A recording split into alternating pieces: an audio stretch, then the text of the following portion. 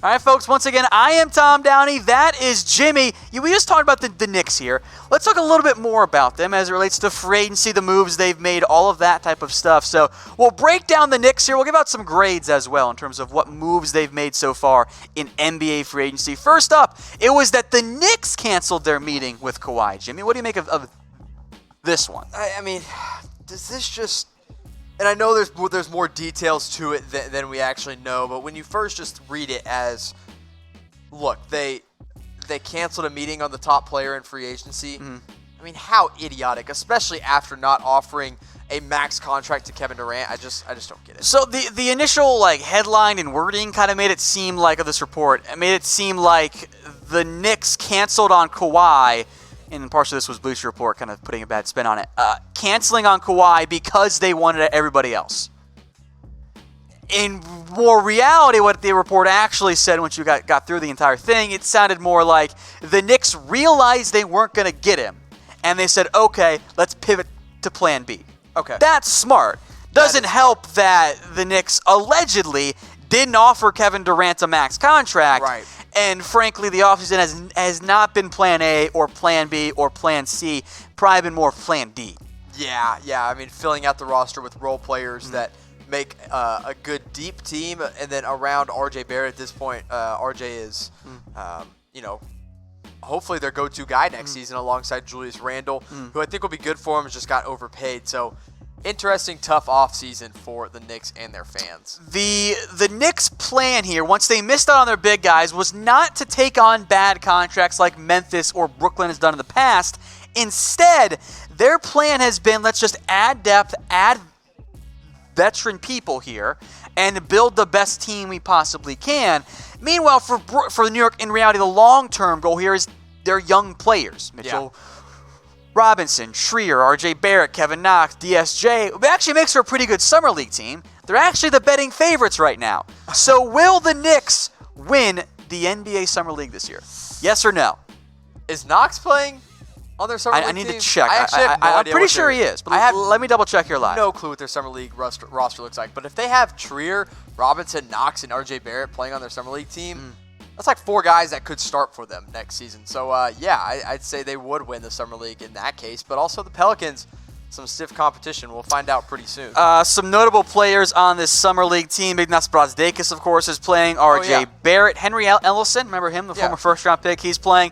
Kevin Knox is playing. Schreier is playing. Mitchell Robinson is playing. So, frankly, this is almost their starting lineup. That's almost like half their team. Yeah. Like, that's 6 players. Ellington was on their team at the end of last season. Also, I find it funny, Kenny Smith is also playing. Not the Jet, but a different Kenny Smith. Oh, all right. Good for him. Hey, making an NBA comeback, just like Monte Ellis. Back to free agency here for the New York Knicks. Elfrid Payton, Wayne Ellington, Bobby Portis, Reggie Bullock, Julius Randle. Those were some of the big moves. They also brought in Taj Gibson. They've waived players like Lance Thomas, as Isaiah Hicks declined a bunch of other player options. But their goal, and you can make an argument here, I think, in terms of maybe the Knicks should have done the tanking strategy instead and just take on bad contracts, say we're tanking, and just be very obvious about that. Instead, they signed veterans. Most of them have a 2-year deal with a 1-year option. The big one, though, was Julius Randle, which in a bubble, I actually like this move a lot because I think he's a great fit for New York because they did not have any power forwards. Yeah, no, I mean, look, as a player, Julius Randle's great. It's just that contract that is so bad. Like, it's too much for a guy that I think really would have gotten only about maybe $18 million tops in the open market, and the Knicks overpaid for him. I guess securing someone. I think he would have gotten more. Interesting. I think he got proper value. Let me put it that way. Because obviously, I think he did max himself out, but I think that was about fair market value for him. I do think he could be an all-star in the East next year with such a weak New York team of talent. It's like him and RJ Barrett are going to be the go-to guys there. Look, he put up 21 and almost 9 last year. And granted, the Pelicans kind of leaned heavily on him, especially once Anthony Davis went away. But still, that was a breakout year for Randle. Had like a $9 million player option. Doubled up on that for the next 3 years. I like his fit in New York. I know he wasn't the biggest name in the end. He was not Durant. He's not Kyrie. He's not Kawhi. But they got somebody. Yeah. And I think Randle is a good fit alongside Mitchell Robinson as well. Yeah, I agree. I like it a lot. I think he's going to be a special player in New York. York. So will Randle be an all-star in New York? Type Y for yes, type N for no. I don't know if he will be, but I think he's going to be in contention. I'm gonna go out on a limb and say yes. I think Okay. he will. I think he will be. All right, folks, let us know what you guys think. Type Y for yes, N for no. I'm distracted by all the Zaza chats, so thank you guys very much. I see N's, though, mostly have it here. The Knicks were not done adding veterans. Again, Taj Gibson, like many of these players we're going to discuss here, a 2-year deal, but a team option on year 1. Gives them some extra depth at the power forward spot where they had nothing entering free agency. Yeah, I mean, look, he's a really, really good rebounder. He's a solid veteran. It's just kind of some depth here, like you said, behind Julius Randle, behind Bobby Portis.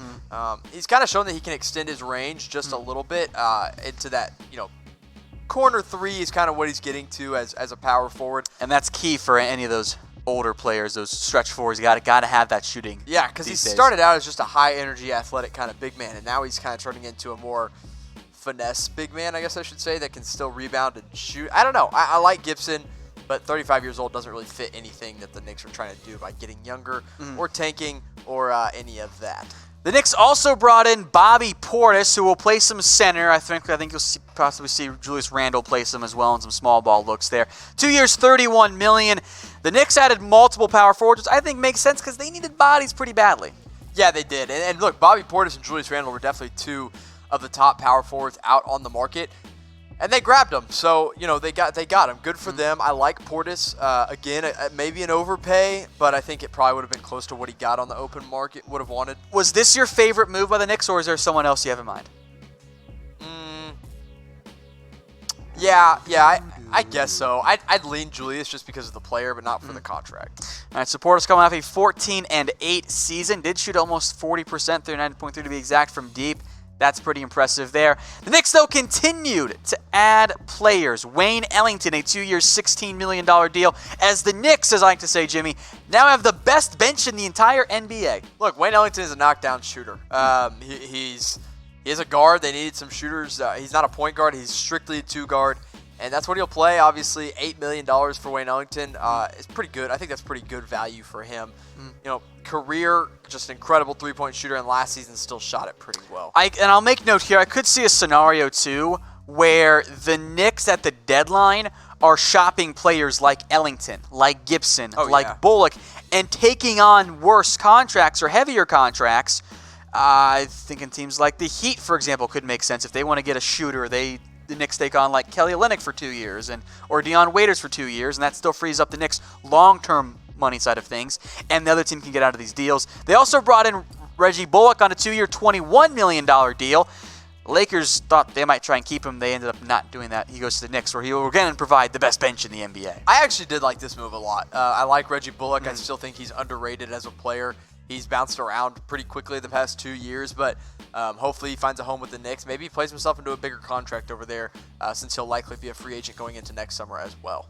Bullock coming off an 11-point season, shot just under 38% from deep. Again, a quality 3-point shooter, and if you can shoot for the most part, there will be a spot for you in the NBA. Yeah, exactly, and that's why he got this contract. Unless you're Jimmer, apparently. Yeah, unless you're Jimmer. But I don't even know if he can shoot anymore. But yeah, the Knicks making moves. They're signing players that can bolster their depth in New York. All right, folks, make sure you subscribe. Get us to 125K, folks. We are less than 200 away. Yeah, we're right there. Let's get us there. We can do it this show. I have faith in you. We did like 3K or something during both finals games. Average ended up, I think it was way more for the second one there. Get us to 125K. When the finals started, we had only just surpassed the 100K mark. Had another 25K since, so get us to 125K. Let's hit that number. Jimmy and I will do an awkward high five once we're there. How about that? I can't wait. All right, the Knicks, though, they continue to make moves. They also brought in Elfrid Payton, adding to their guard rotation.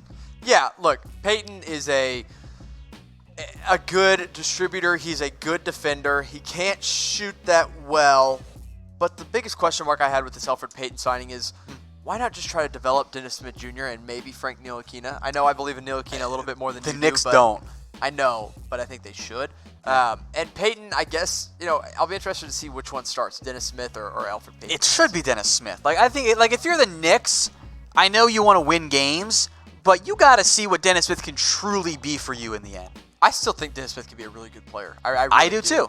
I'm also fearful that Dennis Smith becomes that guy that everybody just kind of starts to throw into trades to get it done. Like Harrison pointed out, Jay Crowder. I could see that, yeah. So I hope not, but potentially. But anyway, Elfrid Payton, like he had a pretty good year at the Pelicans. The number, like, those seem like really good numbers. Yeah. It's weird. It's just, he was on a bad team. It's kind of like, okay, how much does that actually mean? He had stretches where he looked like he should be a starting point guard on a contender, and then he had the guy that the Magic thought they were going to get. Yeah, and then he had stretches where he couldn't even stay in the game. All right, so again, folks, some of the Knicks' newest signings: Julius Randle, Bobby Portis, Elfrid Payton, Reggie Bullock, Taj Gibson. I'll ask you again, Jimmy, what was your favorite signing of that group?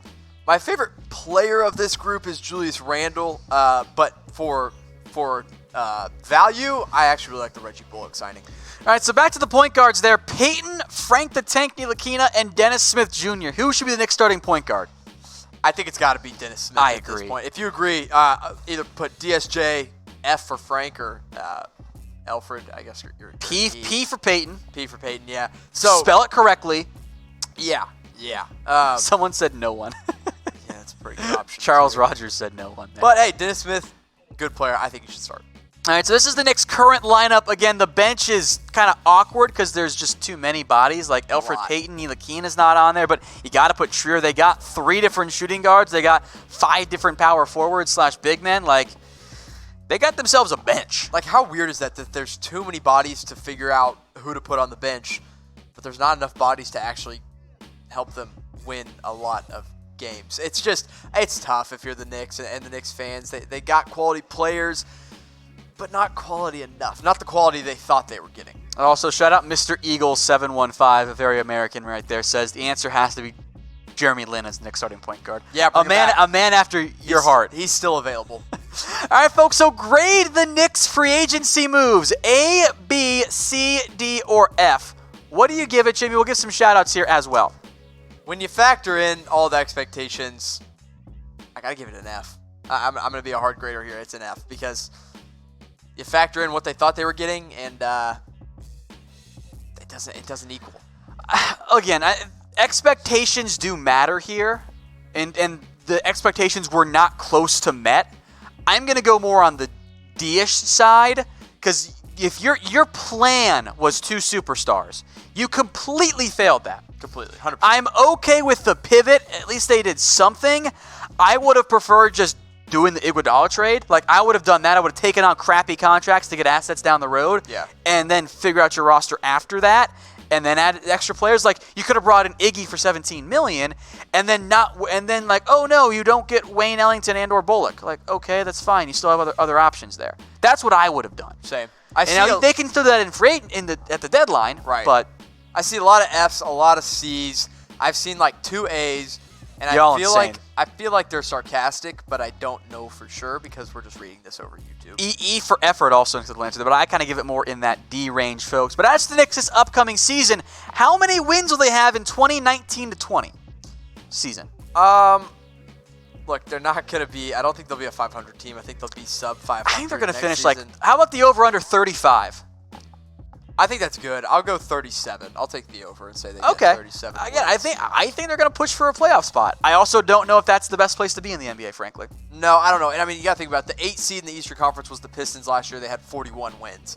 So, is that going to get you back to the playoffs? I guess we'll find out. People shouting, putting 0 in there. Even I'm not going to go that far. But let us know what you guys think in the comments section.